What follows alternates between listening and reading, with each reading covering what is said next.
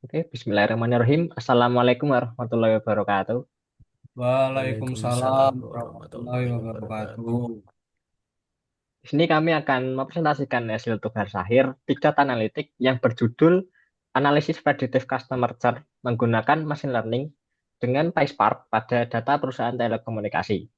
Sebelumnya, izinkan kami memperkenalkan diri, dimulai dengan saya sendiri, yaitu Veza Rizky Putra Pratama, dengan NIM 433222108. Saya Muhammad Fatkur Rahman dengan NIM 433222115. Dan saya Muhammad Rediansyah dengan NIM 433222119. Baik, langsung saja dimulai dengan latar belakang. Customer churn atau berhentinya pelanggan dari suatu layanan merupakan salah satu tantangan terbesar yang dihadapi oleh perusahaan berbasis langganan seperti telekomunikasi.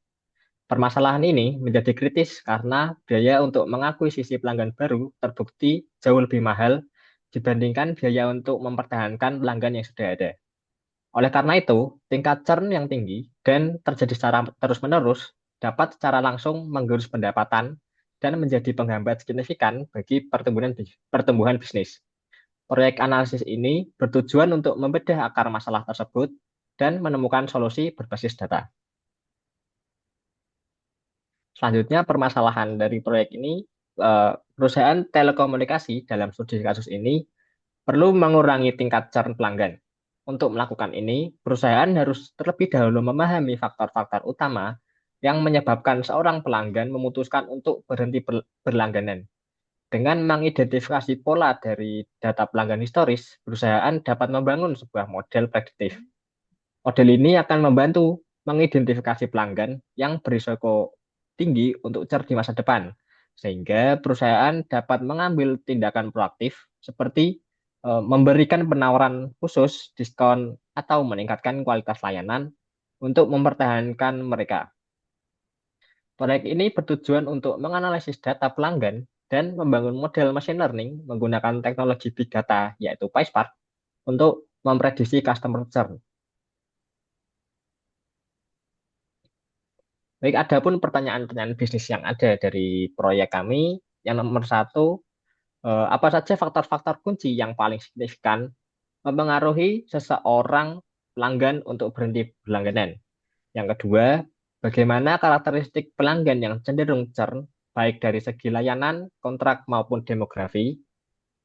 Kemudian yang ketiga, bisakah kita membangun model klasifikasi yang akurat untuk memprediksi pelanggan mana yang kemungkinan besar akan churn? Dan yang terakhir, dari beberapa model machine learning, model manakah yang akan memberikan performa terbaik untuk kasus prediksi churn ini?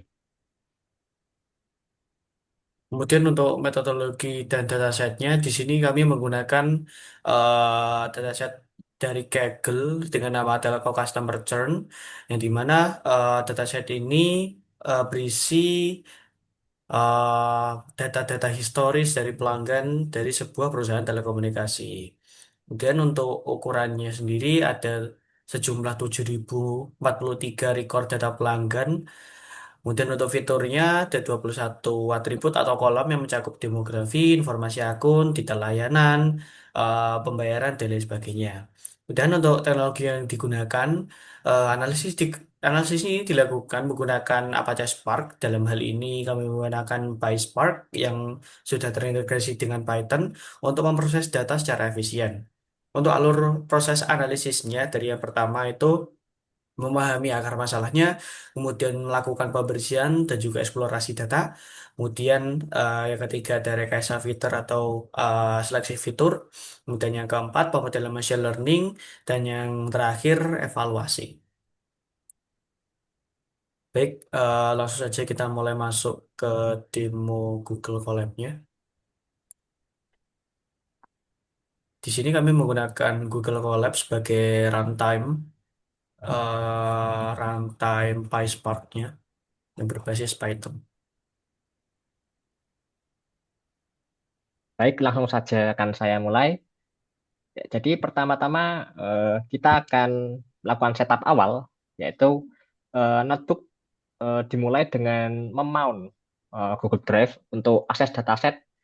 Kemudian kita akan mengimpor library yang dibutuhkan seperti PySpark, Matplotlib, dan yang lain-lain. Kemudian eh, Spark Spark Session juga akan diinisialisasi dengan nama Tubes Big Data Theory. Kemudian kita akan meload dataset. Jadi dataset kami itu menggunakan dataset dari Kaggle, yaitu Telco Customer Churn, yang bertujuan untuk eh, memahami faktor-faktor apa saja yang membuat seorang pelanggan memutuskan untuk berhenti berlangganan atau churn. Langsung saja kita akan membaca data dari dataset tersebut dengan menampilkan 5 data awal dari tabel dataset tersebut yang berisi data-data yaitu seperti customer ID, gender, senior citizen, partner, dan lain sebagainya.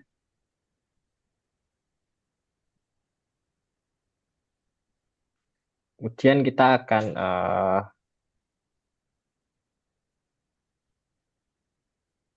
langsung untuk data cleaning. Jadi di dataset tadi ada kolom total charges. Nah, kolom total charge itu diubah dari yang awalnya dalam bentuk string diubah menjadi integer float atau float aja. Kemudian eh, kita akan mengganti nilai kosong yang tidak ada datanya dengan nol. Kemudian kita juga akan menangani missing value yang ada pada dataset. Nah, seterusnya missing value yang tadi ditemukan akan dihapus. Berikutnya kita juga akan eh, menghapus atau mengdrop data-data yang terduplikasi atau sama. Jadi yang terakhir kita akan eh, mengubah nama-nama kolom menjadi huruf kecil semua untuk kemudahan dalam penulisan. Kemudian sebelum datanya diproses, kita akan eh, melakukan fitur selection dengan eh, mengdrop kolom ID karena sudah tidak digunakan. Baik, selanjutnya kita masuk ke EDA atau Exploratory Data Analysis. Untuk langkah yang pertama, kita akan konversi dari awalnya data dari yang awalnya berupa data frame dari Spark, kita ubah menjadi data frame atau dataset dari menuju ke Pandas. Yang dimana tujuannya ini sebenarnya untuk beberapa library visualisasi seperti Matplotlib, kemudian Seaborn dan lain sebagainya itu lebih optimal digunakan untuk data frame Pandas daripada data frame PySpark. Kita konversi, kemudian kita tampilkan 5 data paling awal dari dataset eh yang sudah dikonversi tadi. Kemudian di sini kita akan mulai melakukan visualisasi. Visualisasi yang pertama ini distribusi jumlah pelanggan berdasarkan gender yang dimana kebanyakan yang churn atau tidak churn eh, gendernya untuk lelaki sama perempuan itu relatif sama. Jadi tidak ada perbedaan yang signifikan distribusinya. Kemudian selanjutnya ada proporsi customer churn yang dimana dari grafik ini menunjukkan bahwa 73% pelanggan itu tetap setia atau tidak churn, kemudian sebanyak 26,6% pelanggan itu churn atau sudah berhenti berlangganan. Sesuai dengan periode waktu yang ada pada datasetnya. Kemudian untuk grafik selanjutnya ada jumlah churn berdasarkan jenis kontraknya. di mana kebanyakan pelanggan itu memilih kontrak atau metode langganan itu sebanyak month to month atau per bulan. Dan di sini dapat terlihat bahwa eh, churn dari langganan month per month atau per bulan itu relatif lebih tinggi, iya dan tidaknya. Jadi untuk yang month per month terlebih dahulu, dan untuk tingkat churnnya itu juga tinggi. Kemudian untuk churn yang yes-nya itu juga lebih tinggi daripada yang lain. Tetapi yang membedakan di sini adalah eh, bedanya itu tidak terlalu signifikan. Jadi antara pelanggan yang churn atau tidak churn itu bedanya itu tidak terlalu banyak. Tetapi untuk pelanggan yang churn, yes, itu relatif lebih banyak daripada metode kontrak lain yang lain. Seperti langganan 1 tahun itu lebih minim lagi untuk churnnya. Kemudian untuk kontrak yang atau langganan yang 2 tahun atau lebih itu sangat minim sekali terjadinya churn atau pelanggan berhenti berlangganan. Jadi bisa dibilang untuk langganan yang 2 tahun atau lebih itu pelanggan masih tetap setia untuk menggunakan layanannya. Kemudian layanan tambahan yang mempengaruhi churnnya untuk churn, maaf, untuk tipe langganan, tipe layanan tambahan atau tidak ada layanan tambahan itu bisa dibilang churnnya itu tingkat churnnya lebih tinggi daripada yang lain. Ya mungkin ini bisa diindikasikan bahwa para pelanggan itu cenderung lebih setia apabila pelayanan yang diberikan itu eh, baik atau ada layanan tambahan seperti customer service dan lain sebagainya. Kemudian ada heat map korelasi antar fiturnya. Di sini kami menggunakan 3 fitur numerik saja atau 3 kolom numerik yang di mana kolom-kolomnya itu ada total charge, kemudian ada monthly charges, dan juga ada tenure atau lama berlangganannya. Bisa dilihat dari hasil heat map ini korelasi antara total charge dengan tenure atau lama berlangganannya itu sangat tinggi atau positif, yakni 0,83% daripada beberapa fitur yang lain. Selanjutnya kita masuk ke transformasi data. Di sini kita akan mendeteksi atau mengambil beberapa fitur atau kolom yang mempunyai nilai biner. Yang dimana nilai biner yang sering terjadi atau sering muncul di sini adalah nilai biner yes atau no. Nah, di sini untuk percobaan yang pertama itu hanya dapat beberapa kolom saja atau beberapa fitur saja. Yang ternyata pada saat ditelusuri ke datasetnya itu ada beberapa kolom yang mempunyai nilai yang tidak benar-benar biner atau mendekati biner. Jadi tidak hanya yes no tetapi ada beberapa yang lain seperti no phone service atau no internet service dan lain sebagainya. Nah, di sini kami menambahkan satu fungsi lagi di mana get binary like column yang di mana eh, fungsi ini tuh akan mengambil beberapa kolom yang mendekati binary yang dimana isinya adalah seperti yes, no, no phone service, no internet service yang mendapatkan atau yang mendeteksi lebih banyak kolomnya. Itu. Kemudian di sini kita akan mengubah nilainya dari yang awalnya yes, no menjadi nilai numerik yaitu 0 dan 1, 0 untuk no dan 1 untuk yes. Jadi ada beberapa data dataset atau kolom numerik pada datasetnya. Di sini sudah berubah menjadi 0 atau 1. Kemudian kita ubah lagi juga untuk gendernya, male female, untuk male 1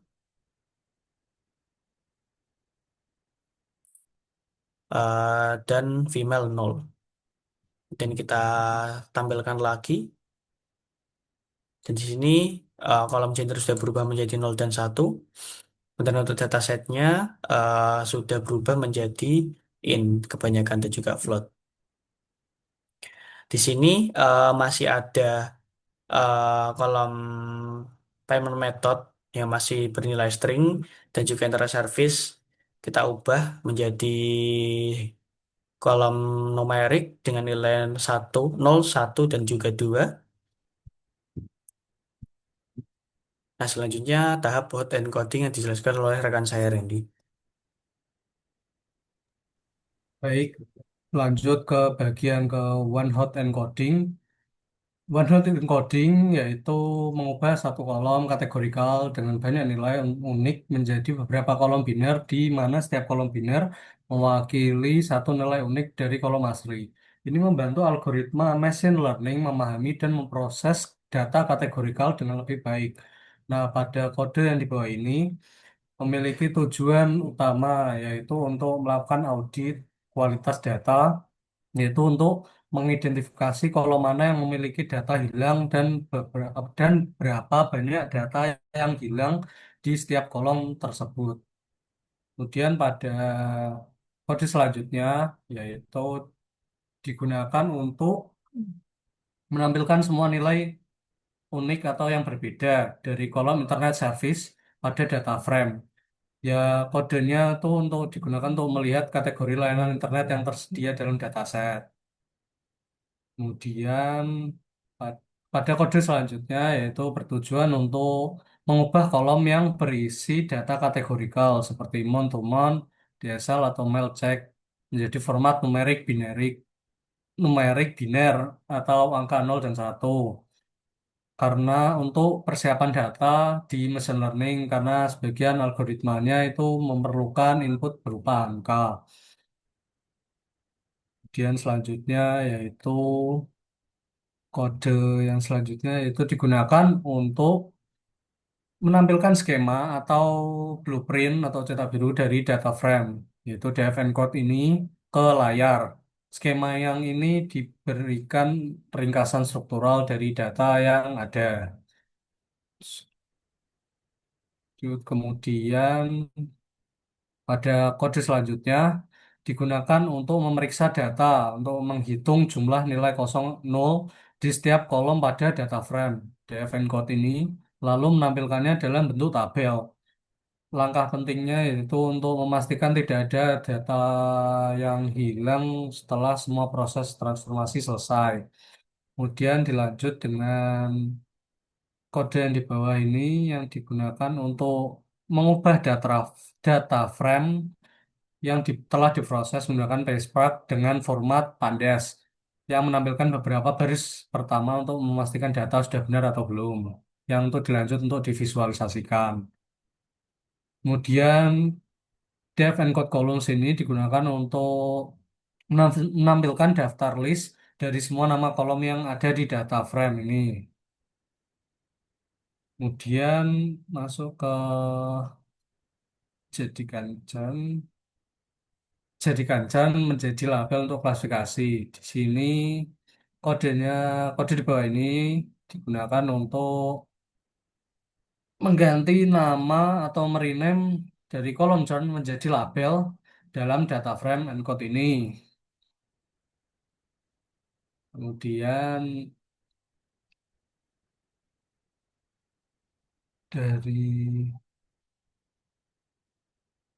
dari kode ini yang selanjutnya yaitu bertujuan untuk membuat sebuah list Python baru bernama calls yang berisi semua nama kolom dari data frame dev code itu kecuali untuk kolom label. Kemudian pada kode selanjutnya yaitu digunakan untuk menghitung dan menampilkan jumlah total pelanggan untuk setiap kategori churn, yaitu berupa banyak pelanggan yang churn dan berapa banyak yang tidak churn. Kemudian pada def encode count ini bertujuan untuk menghitung atau mengembalikan jumlah total baris atau record. Pada kemudian selanjutnya skin. Kemudian masuk ke menyatukan fitur dengan vektor assembler. Vektor assembler sendiri yaitu menyatukan semua fitur menjadi bentuk vektor. Vektor assembler harus dilakukan karena semua algoritma machine learning di library Spark MLib didesain untuk menerima input fitur dalam format yang sangat spesifik, yaitu satu kolom vektor. Jika tidak menggunakan vektor assembler, maka model machine learning di library Spark ML tidak akan bisa dilatih atau train dan akan menghasilkan error.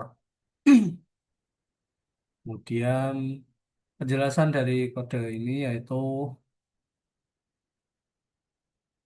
bertujuan dari kode-kode ini untuk menerapkan dan mengeksekusi transform atau vector assembler yang telah didefinisikan pada langkah sebelumnya di data frame, dilakukan untuk penggabungan semua kolom fitur menjadi satu vektor tunggal yang benar-benar jadi, dan membuat data frame baru yang bernama final def dengan memilih hanya dua kolom spesifik dari data frame, yaitu kolom fitur dan kolom label. Kemudian final def show ini yang digunakan untuk menampilkan 20 baris pertama dari isi data frame. Kemudian pada test train, ya ini yang tujuan kode ini yang utama untuk membagi data frame yang pertama final secara acak menjadi dua bagian. Yang pertama itu sebagian besar lebih untuk melatih model atau training set, dan satu bagian lebih kecil untuk menjadikan model testing set. Kemudian pada machine learning di sini terdapat eh, di sini itu terdapat keseluruhan kodenya, itu bertujuan utama yaitu untuk dari blok kode ini digunakan secara otomatis untuk melatih, menguji, dan membandingkan beberapa model machine learning yang berbeda untuk menemukan mana yang paling akurat dan untuk memprediksi customer journey. Yang pertama itu ada digunakan yaitu seperti GBT classifier, logistic regression, binary classification evaluator,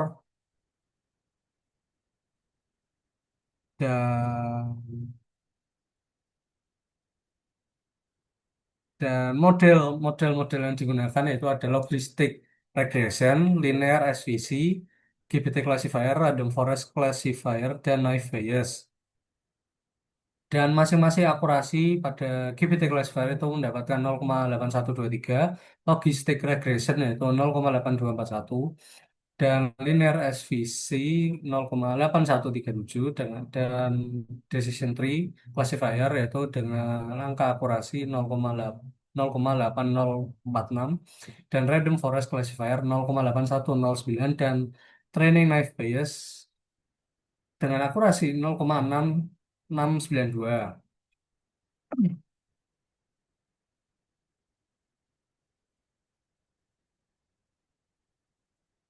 Lanjut. Kemudian di kesimpulan yang terakhir, dari analisis yang telah dilakukan, dapat ditarik kesimpulan bahwa customer churn bukanlah peristiwa acak, melainkan hasil dari faktor-faktor yang dapat diidentifikasi dengan jelas.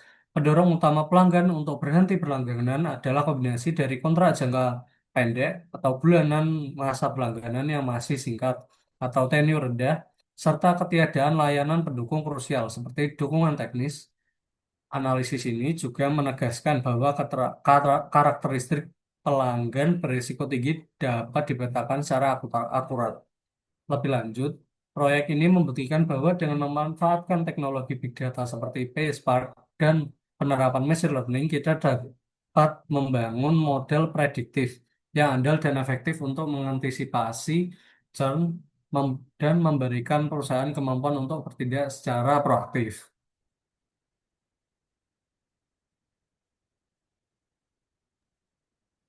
Baik, sekian presentasi dari kelompok kami. Terima kasih telah memperhatikan dan semoga bermanfaat.